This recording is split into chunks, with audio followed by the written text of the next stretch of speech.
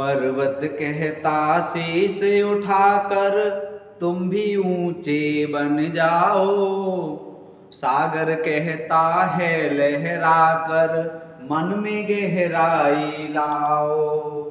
पर्वत कहता शीश उठाकर तुम भी ऊंचे बन जाओ, सागर कहता है लहरा कर मन में गहराई लाओ। पृथ्वी कहती धैर्य न छोड़ो, सिर पर हो चाहे कितना भार। पृथ्वी कहती धैर्य न छोड़ो, सिर पर हो कितना ही भार। नभ कहता है फैलो इतना, ढक लो सारा संसार। नभ कहता है फैलो इतना, ढक लो यह सारा संसार। राधे राधे। मैं प्रद्योत आप सबसे चर्चा करने के लिए आज फिर से उपस्थित हूँ। जी हाँ, आज हम एक विशेष चर्चा करने के लिए आए हैं और आज की हमारी चर्चा का विषय है विद्यार्थियों के लिए सीख। विद्यार्थियों को सीखना चाहिए। जैसे इस कविता को हमने यहाँ पर क्यों लिया कि हमारे यहाँ हमें बचपन से सिखाया जाता है कि हम सजीव वस्तुओं से भी सीखें और निर्जीव वस्तुओं से भी सीखें। जैसे हम पर्वत से सीखें कि ऊंचे बने, सागर से सीखें कि धैर्य रखना सीखें, ठीक है, पृथ्वी से धैर्य सीखें, सागर से गहराई सीखें और आकाश से इतना बड़ा बने कि हम पूरे संसार को ढक लें। ये सारी चीज़ें सीख लेनी है हमें। तो हम सीख लेने के लिए आज आए हैं। कल भारत और ऑस्ट्रेलिया के मध्य क्रिकेट मैच हुआ था। आप सब जानते हैं, जग जाहिर है, विश्व कप क्रिकेट का फाइनल मैच था जिसमें ऑस्ट्रेलिया ने भारत को 6 विकेट से हरा दिया। तो उस मैच के माध्यम से हमें क्या सीख लेनी चाहिए, एक विद्यार्थियों को क्या सीख लेनी चाहिए, इस पर चर्चा करने के लिए आज हम आए हैं। ठीक है, तो हमने कुछ विश्लेषण किया है और अपने विश्लेषण को हम अपनी निजी बात आपको बता रहे हैं कि इस मैच से हमें क्या सीखना है, आपको क्या सीखना है। एक विद्यार्थी होने के नाते हर विद्यार्थी को क्या सीखना है। ठीक है, तो पहली बात देखिए, खेल में हार जीत तो होती रहती है। खेल है, कोई जीतेगा कोई हारेगा, उससे फर्क नहीं पड़ता। और भारत की जो टीम थी वो बहुत अच्छा खेली टूर्नामेंट के शुरुआत से लेके अंत तक। लेकिन लास्ट दिन, अंतिम दिन, फाइनल के दिन क्या हुआ कि भारतीय टीम बिखर गई, टीम जीत नहीं पाई। अब क्या क्या होता है विद्यार्थी के साथ भी, यही सेम स्थिति होती है एक विद्यार्थी की। बहुत पढ़ता है, पहले से बहुत तैयारी करता है, सबको अपेक्षाएं होती हैं, उम्मीदें होती हैं। उम्मीदों के साथ साथ सब आशा लगा रखते हैं कि अब की बार तो सिलेक्शन हो जाएगा, और जब रिजल्ट आता है तब सिलेक्शन नहीं होता। जब परीक्षा आती है तब बहुत सारी गलतियां होती हैं। तो जैसे क्रिकेट टीम की क्या क्या गलतियां हुई, उनसे हम विद्यार्थी की गलतियों की तुलना करते हुए हम सीखेंगे कि हमें क्या क्या सुधार करने हैं। ठीक है, चलिए भाई, तो पहले तो हम चलते हैं सीधे सीधे बात करेंगे। सबसे पहले हमने कुछ तथ्य नोट कर रखे हैं। ठीक है, क्रिकेट मैच के माध्यम से हम क्या सीखें, एक विद्यार्थी को क्या सीखना है और कैसे अपने लक्ष्य तक पहुंचना है। सभी को राधे राधे है, सभी को सुप्रभात है। ठीक है, आपका दिन मंगलमय हो, आपका भविष्य उज्जवल हो।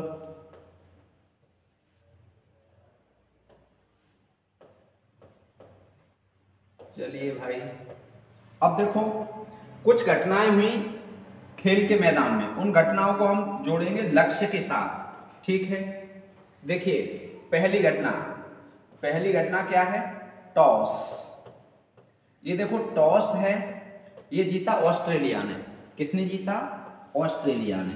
ठीक है, इधर हम एक तरफ विद्यार्थी पर चर्चा करेंगे, विद्यार्थी के संबंध में चर्चा करेंगे, और इधर क्रिकेट मैच के संबंध में चर्चा करेंगे। ठीक है, तो क्रिकेट मैच, ठीक, कैसे हमें सीखना है मैच से। तो टॉस किसने जीता? ऑस्ट्रेलिया ने। ठीक है, ऑस्ट्रेलिया ने टॉस जीता है।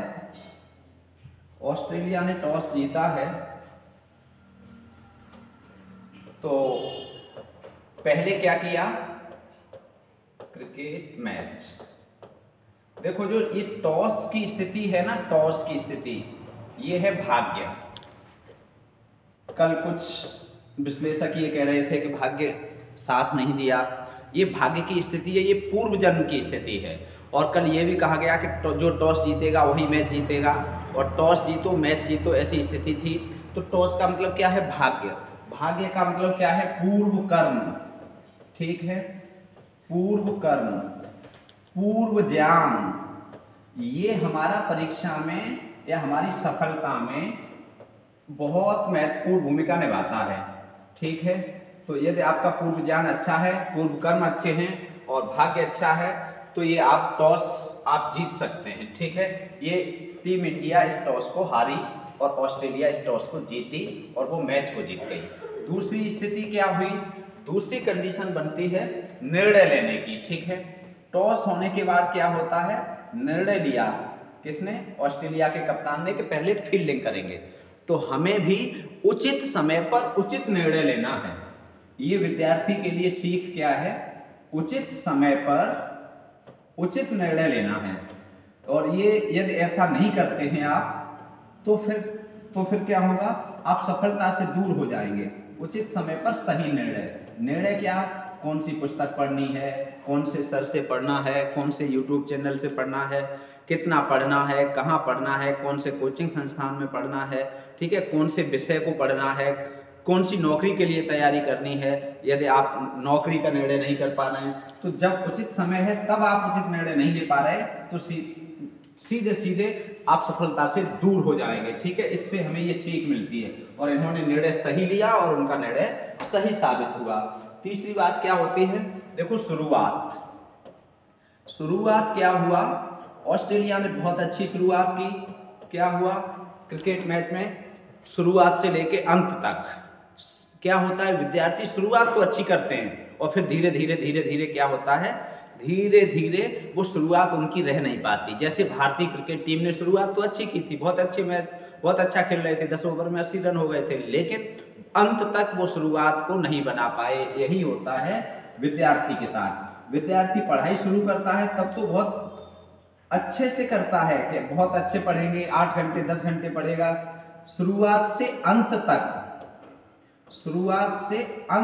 तक, ठीक है, तैयारी करते रहें दृढ़ता के साथ, ठीक है। शुरुआत करें तो फिर अंत तक, जब तक सफलता न मिले तब तक। जैसे ऑस्ट्रेलिया ने शुरुआत की और बॉलिंग भी अच्छी की, फील्डिंग भी बहुत अच्छी की और साथ ही साथ क्या हुआ? बैटिंग भी बहुत अच्छी की।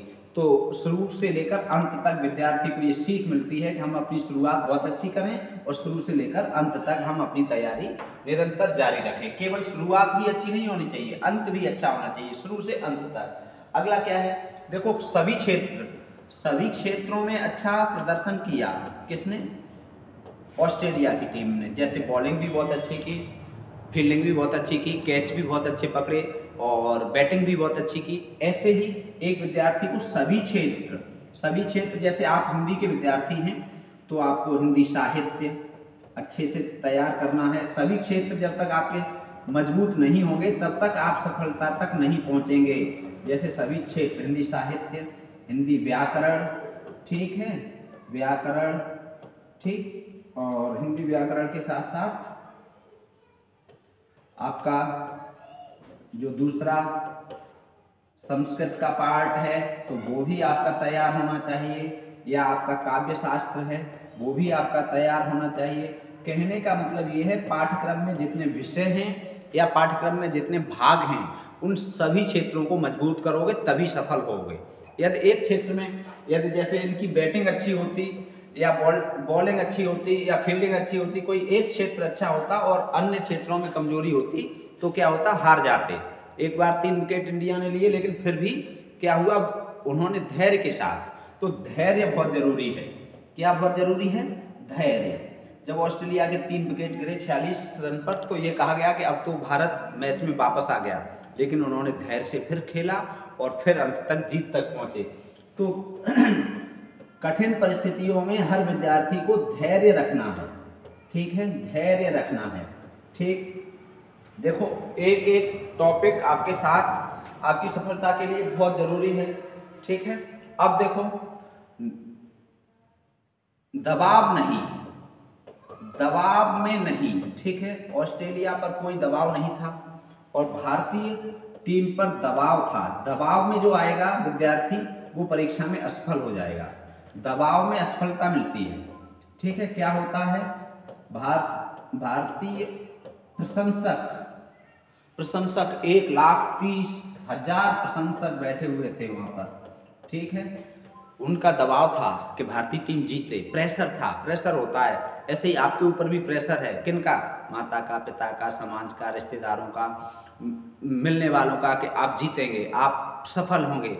तो दबाव में नहीं आना है। यदि आप प्रेशर में आएंगे तो ऐसे बहुत से विद्यार्थी होते हैं जिनकी तैयारी तो बहुत अच्छी होती है, लेकिन प्रेशर के कारण अंतिम दिन, परीक्षा के दिन या तो बीमार हो जाते हैं, या परीक्षा के दिन क्या होता है, गलत प्रश्न कर देते हैं, गलतियां कर देते हैं। जैसे भारतीय टीम ने फाइनल मैच में कई गलतियां कर दी, ऐसे ही विद्यार्थी भी सीधे सीधे गलतियां कर देते हैं, और गलतियों का नतीजा ये होता है, सब सोचते हैं कि अब तो ये सिलेक्ट हो ही जाएगा, इसकी तैयारी बहुत अच्छी है। हम भी कई बार अपने मन में, हर विद्यार्थी सोचता है कि अब की बार तो हमारा हो ही जाएगा, लेकिन वो गलतियां हमें बाहर कर देती हैं। एक एक गलती बाहर कर देगी, छोटी छोटी गलती आपको सिलेक्शन से बाहर कर देगी। ठीक है, इसके बाद अति आत्मविश्वास, अति आत्मविश्वास। ठीक है, इंडिया की टीम में अति आत्मविश्वास था सेमीफाइनल का मैच जीतने के बाद। ठीक है, तो सेमीफाइनल जब जीता तो क्या हुआ कि सब ये कहने लगे कि अब तो इंडिया ही विश्व कप जीतेगी, अब तो इंडिया ही विश्व कप जीतेगी। आत्मविश्वास से बचें। ठीक है, जब तक सफलता न मिले तब तक अति आत्मविश्वास से बचना है हर हाल में, नहीं तो सफलता से दूर हो जाओगे। अति आत्मविश्वास नहीं लाना है, ओवर कॉन्फिडेंस में गए नहीं कि गए नहीं नीचे। तो एक तो अति आत्मविश्वास से बचें। दूसरा, जब तक सफलता न मिले तब तक सफलता का जश्न न मनाएं। सफलता न मिले तब तक सफलता न मिलने तक, ठीक है, सफलता न मिलने तक सफलता का जश्न न मनाएं। सफल हो जाएं उसके बाद ही जश्न मनाएं। अब क्या हुआ, मीडिया ने या लोगों ने क्या किया, मीडिया ने क्या किया कि अब तो भारत जीतेगा, पहले से जश्न मनाने लगे। 19 तारीख के लिए ये जश्न है, वो है, बहुत कुछ करने लगे। तो पहले से जश्न मनाना हानिकारक, घातक हो सकता है। ठीक है, इसके अलावा सहयोग सभी का चाहिए। ठीक है, पूरी टीम भावना होनी चाहिए। तो ऐसे ही आपके गुरु का सहयोग हो आपके साथ, माता पिता का भी आपको सहयोग हो। ठीक है, इसके साथ मित्रों का सहयोग हो या अन्य जो भी आपके साथी हैं उनका भी आपको सहयोग लेना चाहिए सफलता में। ठीक है, अगला क्या है, ठीक है, दोष दूसरों पर न दें। ध्यान रखें, जीत हो या हार हो, दोषी खुद को ठहराएं।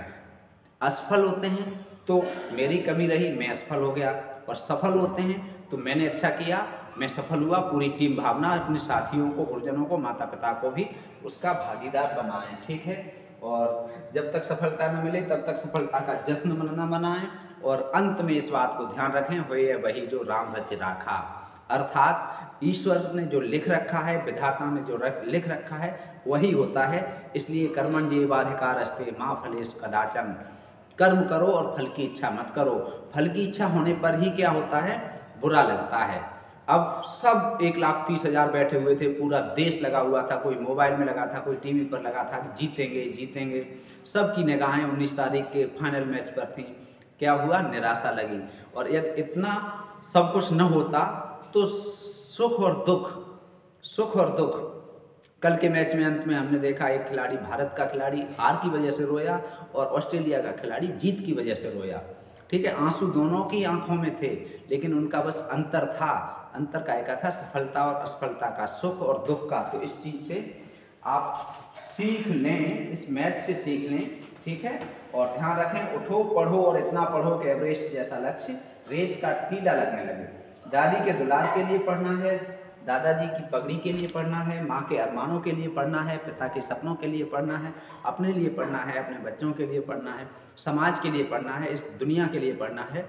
स जातो ये न जाते नयात वंश समुन्नतम परिवर्तन संसारे मृत कोवा न जायते। यदि आपके जन्म लेने से आपके यश में, आपके परिवार के यश में वृद्धि नहीं हो रही तो आपका जन्म निरर्थक है। बस यही सीख हमें लेनी चाहिए। मिलते हैं फिर से। राधे कृष्ण।